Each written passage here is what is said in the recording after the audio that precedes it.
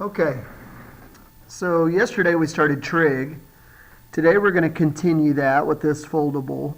A little bit of review along with some new information, a lot of important terms and some things that really we're going to use the rest of the year. So if you'll take your foldable and we can label it these four topics. You've got angles with degrees and radians. You've got complementary angles, supplementary angles, and coterminal angles. So let's start with a little review. I'm going to open this flap like so, and I'm going to go ahead and slide that under so we can just kind of focus on the review part, and then we'll go from there.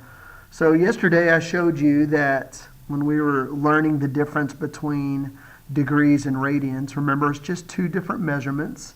And if you were absent yesterday, make sure you check out my website, look at the schedule there, and you can watch the video for yesterday's lesson.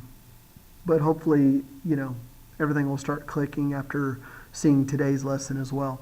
But anyways, remember that the initial side starts right here at 0, right here at your positive x-axis, and it opens counterclockwise. So these are positive angles. Negative angles, you go the opposite direction. You go clockwise. So from here to there is a positive 90 degrees, which is the same as pi over 2 radians, or half of a pi, which is the same as, or approximately 1.57 radians. So this is the numerical value. If you go all the way to 180 degrees, that's pi radians, which is the same as 3.14, approximately. And then down here, if I start here at 0 and rotate all the way around to here, that would be 270 degrees, which is 3 pi over 2, which is approximately 4.71 radians. And then a full rotation is 360 degrees, which is approximately 2 pi. Which is 2 pi radians, which is approximately 6.28 radians. So you've got 1 pi, 2 pi. You could keep going multiple rotations. So this would be 3 pi, 4 pi, 5 pi, 6 pi, and so on and so forth. And then up here in the corners, I put your converter.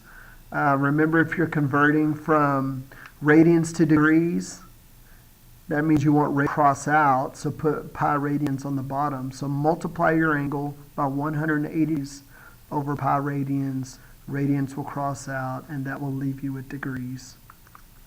And if you're converting from degrees to radians, you would multiply pi over 180. Degrees would cross out. Okay?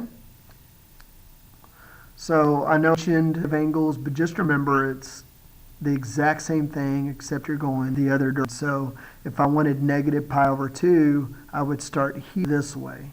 So negative pi over 2 would be down here. Okay? All right, so under the flap here, I put a few examples for you. If you're going to find 11 pi over 3, now, there's different ways of, yesterday I talked to you about, you could just count. We could say 1 pi over 3, there's a 3, 2 pi over 3, 3 pi over 3, which is the same as pi over 3, 6 pi over 3, which is the same as 2 pi, 9 pi over 3, 10 pi over 3, and you just keep counting until you get to 11 thirds. 11 pi thirds of a pi. 11 thirds is 3 and 2/3, 3 and 2/3. So 11 thirds is 3 and 2/3. That's another way to do it. You can also see that this is almost 2 full rotations. Okay, so 2 full rotations would be 4 pi. 1 pi, 2 pi, 3 pi, 4 pi. Well, 4 pi would be 12 pi over 3. So this is 12 pi over 3 over here. So 11 pi over 3 is just going to be 1 less. So another way to look at it. Notice that whenever you find the angle, you always start with an initial side, which is going to be positive x-axis right there at 0. Show the direction, so it's positive, so we're going counterclockwise. and then you show your spiral, the exact number of rotations, and then you stop at the terminal side right there, and then label it 11 pi over 3. Here's one here, find negative 2 pi over 3. Start with your initial. Because it's a negative angle, that means it's going clockwise, so we go down this way. Negative 2 pi over 3 is 2/3 of a pi, so if this is negative pi over here, then we'll go 2/3 of that angle and stop right there. So negative pi over 3, negative 1/3 is there, negative 2/3 is there, show the direction. You have initial side and a terminal side, and then just label it negative 2 pi over 3. This one over here is a little different. It says find 4. Well, for what? Well, remember, if it doesn't say degrees, then it has to be talking about radians. So it's telling you to find 4 radians. Well, how do we do that? We know that this is pi, which is 3.14. We know this is 3 pi over 2, which is 4.71. So we'll start at 0, initial side here, show the direction, and then we stop somewhere in there and label that 4. So 4 radians would be right there in the 3rd quadrant. Okay? So quick review on what you learned yesterday. Let's talk about complementary angles real quick. Now, complementary angles, you probably know the definition. Remember that complementary angles add up to 90 degrees. So right here in your definition, we want to say 2 angles that add to 90 degrees or pi over 2 radians. Okay? So if they add up to 90 degrees, then that means the acute angles, they're both smaller angles that add up to degrees, or if you're dealing with radians, they add up to pi over 2. So here's a couple of examples for you. Complement of pi over 6. Well, here's pi over 6 here. So what this angle is right here, that adds up to pi over 2, which is straight up 90 degrees.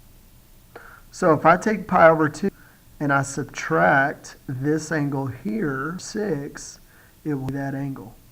So pi over 2 minus pi over 6. Well, instead of pi over 2, we have to add a denominator, so I'm going to change pi over 2 to 3 pi over 6. Multiply the top and the bottom by 3. So 3 pi over 6 minus 6 is 2 pi over 6. This is down to pi over 3. So pi over 6 and pi over 3 are complementary angles. The complement of 3 pi over 4. Think about that. You're talking about 3 pi. Can you think about which quadrant? 3 of a pi is going to be right up here in the 2nd quadrant. Trying to find the complement of an angle that is bigger than pi over 2. So therefore, angle bigger than pi over 2, I would get a negative angle. So it's too big. It's not an acute angle. Get a negative angle there. So just keep that in mind as you're working. The definition there, 2 angles have to add up to 3 pi over 4. Okay, remember that's that angle in 3/4 of a pi, which is in the 2nd quadrant. Well, I can take pi and subtract 3 pi over 4. So change pi to 4 pi over 4 to get a common denominator. So 4 pi minus 3 pi is 1 pi. So 3 pi over 4 and pi over 4 are supplementary angles because they add to 180 degrees or pi radians. Okay, a lot of information you already know, but let's move to something that you probably don't know. Let's talk about coterminal angles. Sorry, I keep drifting off the screen there. I'm sure y'all are laughing at me. That's okay though. Wouldn't be the first time, would it? Coterminal angles. Here we go. I'm going to fold this under so we can focus on the definition there. Coterminal angles are 2 angles that have the same initial and terminal sides. Okay? So, let me explain that real quick. You might be asking, how can two angles have the same initial and terminal sides? I mean, wouldn't that just be the same exact angle? Well, not necessarily. Let's look at pi over 3. You have an initial side, you have a terminal side, and this is pi over 3. Okay? Now, I could start right here at 0, and I could go past pi over 3, and I could rotate all the way around and stop right there. This angle, which is more than 2 pi, it's more than one rotation, has the same initial side and the same terminal side as pi over 3. And then I could do it again, but I could keep going. And I could do multiple rotations. And as long as I stop at that same terminal side, then those would be coterminal angles with pi over 3. Okay? So how do we know what that angle is? Well, from pi over 3, I could just add one rotation. And that would bring me right back to the same spot. Or I could add 4 rotations and be back at the same spot. So that's how you find coterminal angles. You just take pi over 3 and you add 2 pi. Okay? So if you count that out, you'll see 1, 3, 2 pi over 3, 3 pi over 3. Remember, this is pi. 3 pi over 3, pi over 3, 5 pi over 3, 6 pi over 3, 7 pi over 3. Okay? So pi over 3 and 7 pi over 3. Or I could add another 2 pi, 15 pi over 3. I'm just adding 6. I'm adding 2 pi, adding 2 pi. So these are all. I could do the same thing. I could go the other direction. If I'm trying to find a coterminal with pi over 3, from here, subtract it to get there. I could go negative. Here, I could just subtract a rotation. Okay. Well, actually, let's talk about this. There are infinitely many coterminal angles, and I can add or subtract an infinite number of 2 pi's. All right? So, terminal for pi over 6. So take pi over 6 and add 2 pi, and you get 13 pi over 6. And then take pi over 6 and subtract 2 pi, and you get a negative 11 pi over 6. I have a positive coterminal and a negative coterminal of pi over 6. Okay, so that'll be on tonight's homework. Sometimes it may take more than one rotation. If it's a really large angle and it asks for a negative coterminal, you may have to add or subtract. I mean, you may have to subtract like 3 rotations to get a negative coterminal. So you just keep going until you finally get a negative coterminal. Okay. Now let's flip it over, and there's 2 more topics that I want to cover.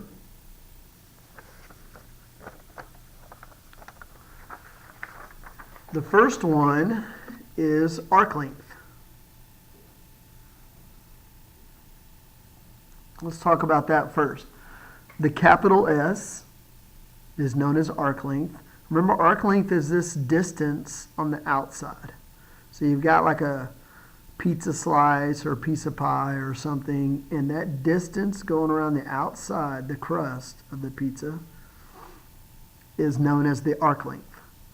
Now, this is just a proportion, a ratio that you can set up. This is how we find this formula. If I took this distance on the outside there, this distance is to the full circumference, as this interior angle is to a full rotation, 2 pi.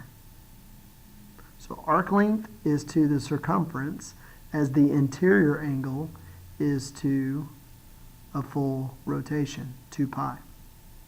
And then if you wanted to solve for s, you could cross multiply and divide. 2 pi's would cross out, all kinds of crazy stuff. And you would end up with capital S, arc length, equals the interior angle times the radius. This distance right there. Notice that the interior angle has to be in radians. If you plug in degrees, it will not work. So if you're given degrees, you have to convert to radians. Right here, I have a piece with a radius of 4 inches and an interior of 240 degrees. So take goal and convert to radians. So I'm going to multiply by pi over 180. So degrees will cross, and I'm left with radians on top. So 240 pi divided by 180 reduces down to 4 pi over 3 radians. Now I can plug it into my formula.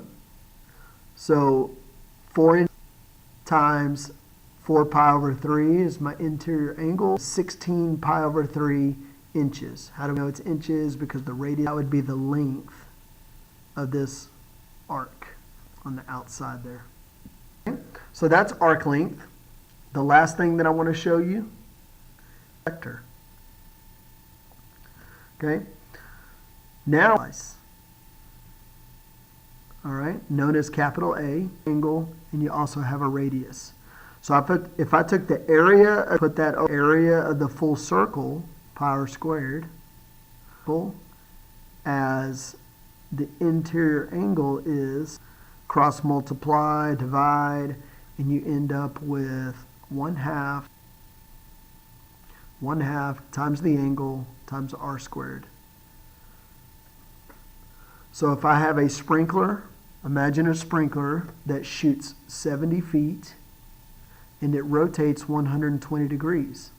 Find the area of the grass, the lawn, that is watered.